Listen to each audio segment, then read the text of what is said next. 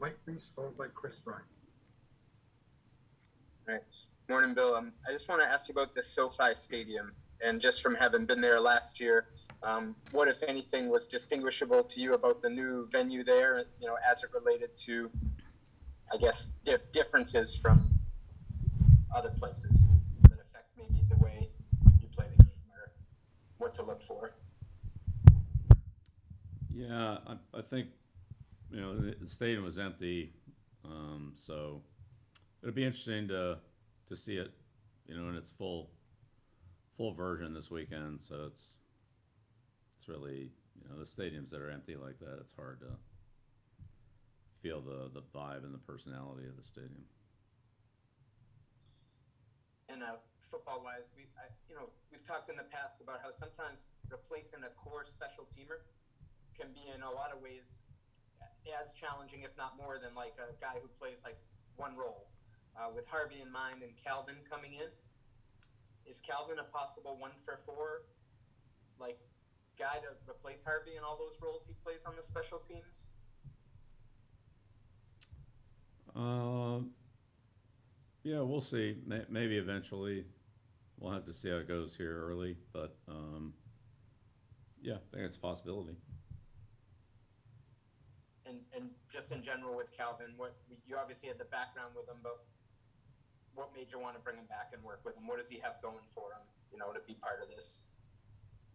All right, well, we wanted to work with him before, and he had an opportunity to be on a roster and um, get games that would give him a year of vesting and so forth. So I understand that.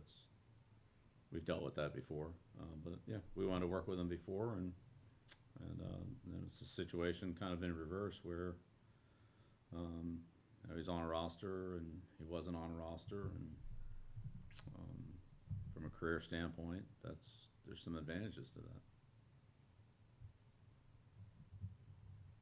The next question, Chris Ryan, followed by Yofi Chin.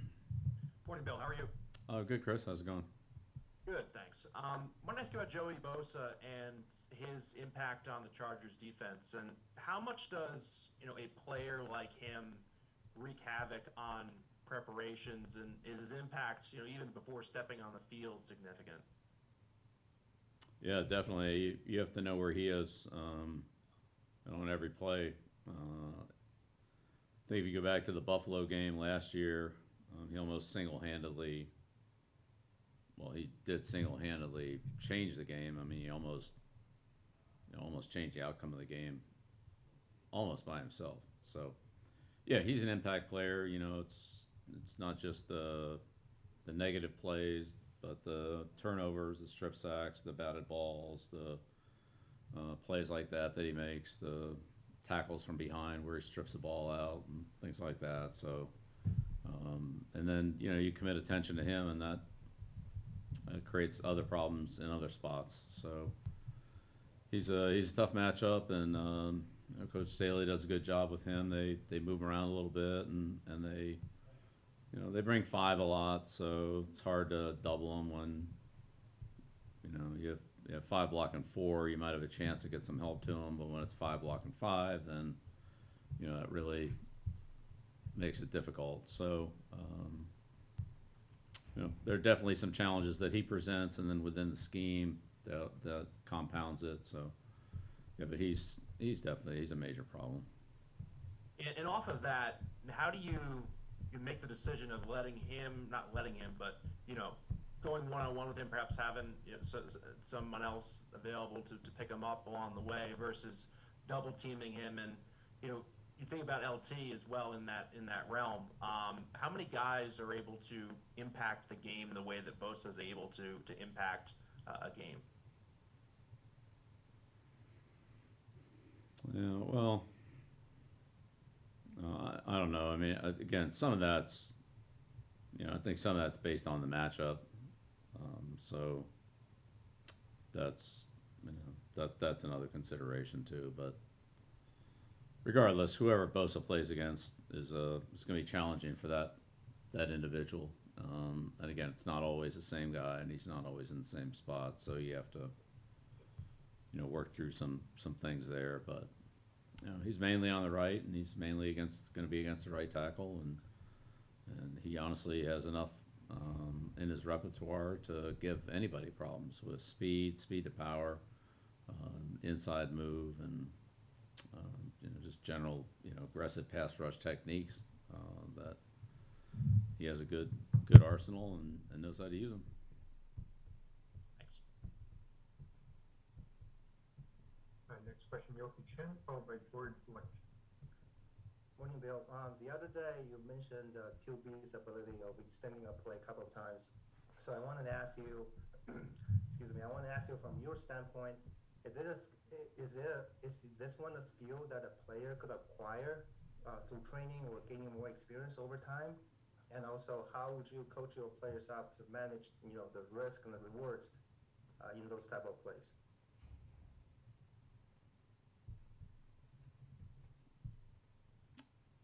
Well,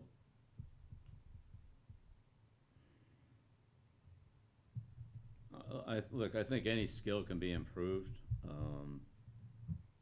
I don't think you can go from slow to fast, but I think you can improve no matter how fast or slow you are. You can improve. I think you can improve as a scrambler, whether you're a good scrambler or a bad scrambler, to start with. Again, the scramble plays usually come from two things. One, being forced to scramble because there's quick pressure early, or two,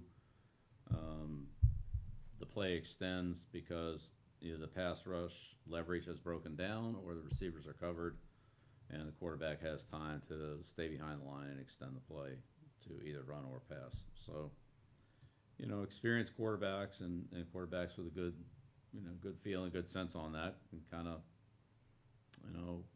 know when's a good time to extend it and when's a good time to not extend it. But the whole idea of extending the play is to find somebody open to throw, or if there's space to run and gain positive yards, and then for the quarterback to protect himself. So again, can any of those things be improved? Definitely.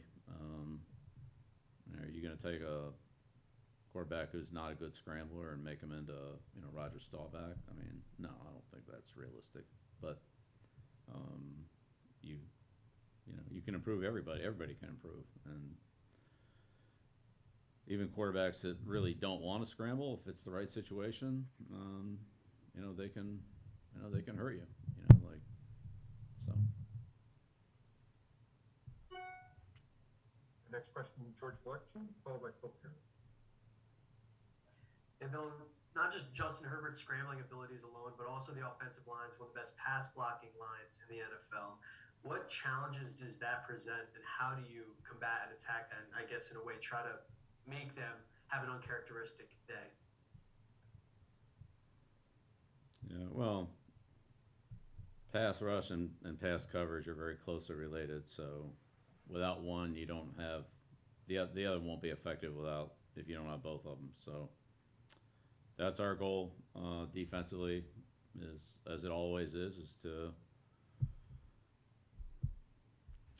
make the quarterback get the ball out on time, or have the coverage to make him hold it for a split second longer than he wants to, whether that's based on disguise or tight coverage or whatever it is. And then that gives the pass rush that extra, split second to get there. And if the pass rush is good, then it allows the coverage to move a little quicker to get on the matches that they have, whether they be man or zone.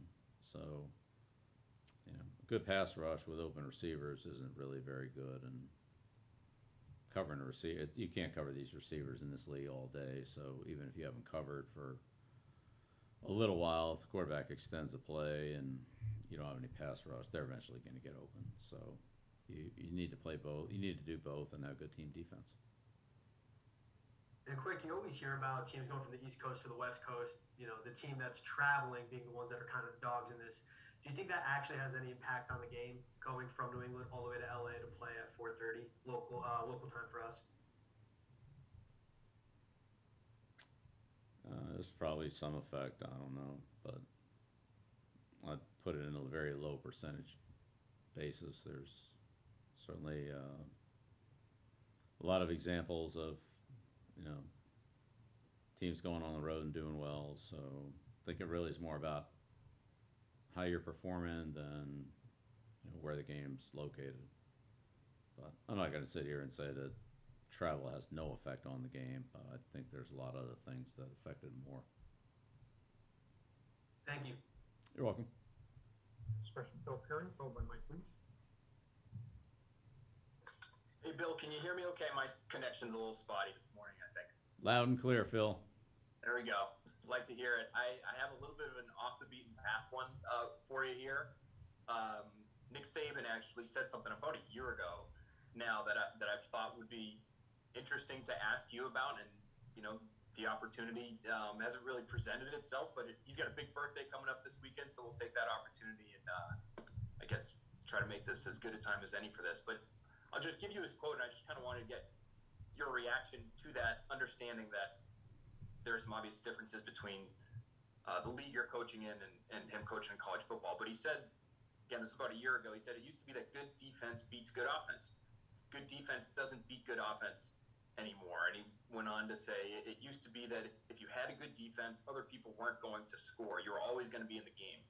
I'm telling you, it ain't that way anymore. And he went on to say he didn't like that, which, you know, makes sense given his background. But I just wanted to kind of get your reaction to that, and if it feels like the NFL game is going that way at all.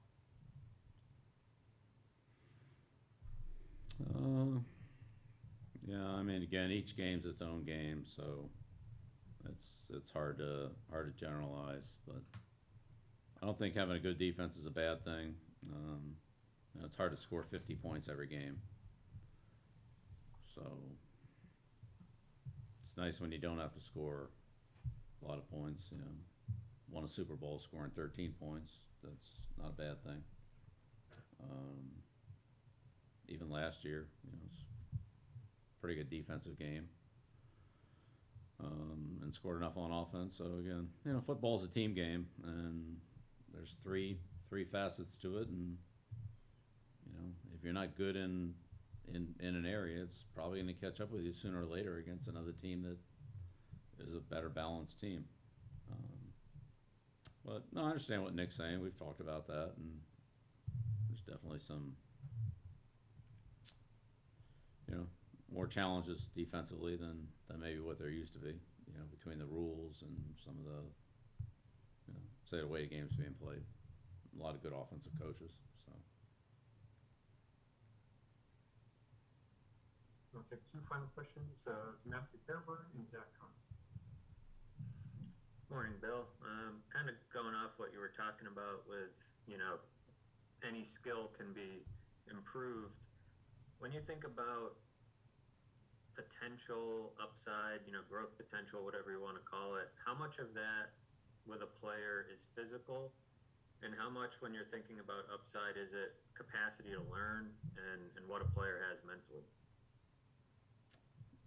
Yeah, both are important. Yeah, both are really important. Certainly the, you know, the mental side of it is, you know, comes from, I would say, understanding, you know, understanding what the coaching points are, understanding how something needs to be done so it can be executed better, and then putting in the work to actually change the execution of that fundamental or that part of the play, whatever it is. But, you know, physically, there are a lot of skills in the National Football League that I would say almost all rookies, at least the ones I've coached, you know, are somewhat deficient at. Even the great players, you know, Taylor or Brady, or, you know, pick out whoever you want. What they were as rookies and what they became later on in their careers was quite different. So, you know, I do think there's certainly a developmental aspect even to the great players, and the coaches for that matter. I mean, all of us started at a point where, you know, we didn't know anything, and There's a lot of people that still think that, but you do learn from day to day and year to year, and experience can be helpful. Still doesn't take anybody off the hook from actually performing their job on that particular day or for that particular week, but there is some benefit to experience. So yeah, but both are important. Physical part of it's important, the mental part is important. If you have both, then you'll improve more and you'll see more growth. One without the other is gonna put a limitation on how far that individual can go. Thank you. You're welcome. And last question, Zach. Morning, Bill. Hey, Zach. Just curious now, about 3-4 weeks in, have you seen Jamie reacclimate into this team from an on-field perspective and a behind-the-scenes perspective? We've heard a lot of positive things about him from some of the other guys in that linebacker room. Yeah, I think Jamie's transitioned very smoothly. Most of us know him, but there are new relationships to be made, and that's part of joining any new organization or team. But Jamie's transitioned well. There's some changes in the defense from when he was here in 19, but he's acclimated to those, and so I think it's going well. He works hard. He knows what to do. He's great to be around. He's helped us defensively on all downs, and he's helped us in the kicking game.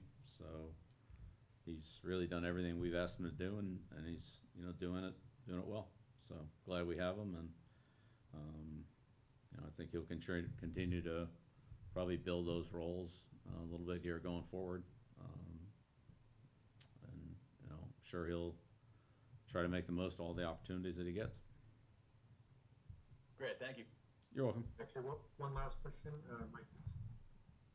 Thought we'd end you on a light note, Bill. Are you still a big Halloween guy? Yeah, not this year. Be tough. I'll save it for next year. Yeah. What's at the top of the list? Is there Snickers? Yeah, pretty much anything that's in the bag. Won't turn down much. A lot of, there's a lot of Bill Belichick's out there. Have you ever opened your door for, if you had like a night off, obviously not this week, and seen like yourself? It's been a while. Yeah, it's been a while. Yeah, with the headset and all that, I did see that. That was a few years ago. Yep. Good stuff. All right. Safe All right. travels. We'll see you Thanks. out there. Okay, thanks, Mike. Appreciate it. Bye. Thanks, Coach. Thanks, everyone.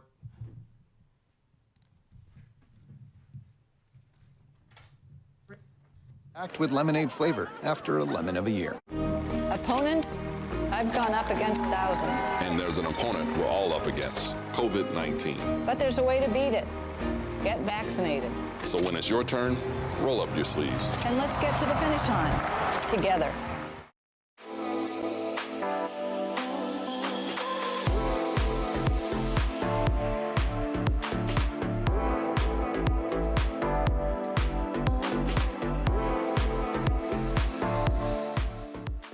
When did Bud Light Seltzer start making lemonade? Probably when 2020 handed us all those lemons.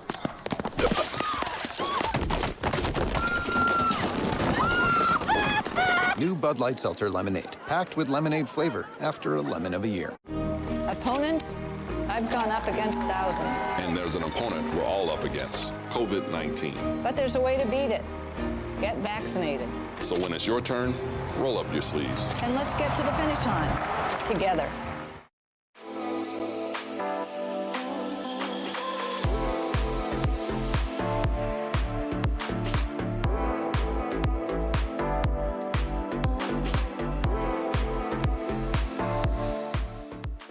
When did Bud Light Seltzer start making lemonade? Probably when 2020 handed us all those lemons.